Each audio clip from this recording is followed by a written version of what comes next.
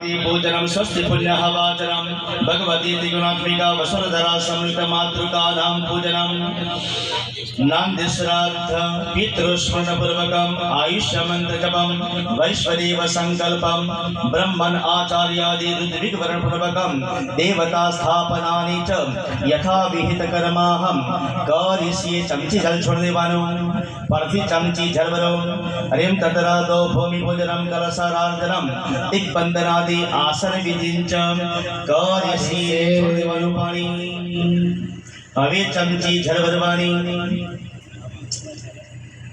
પરમાત્માએ સમય વધારે થઈ ગયો છે છતાં વધારે સમય ન લેતા પરમાત્માએ પાંચ તત્વોથી આ સૃષ્ટિ બનાવી, તો એ પાંચ તત્વને આપણે પણ આ પૂજાની અંદર સમન્વિત કરીશું।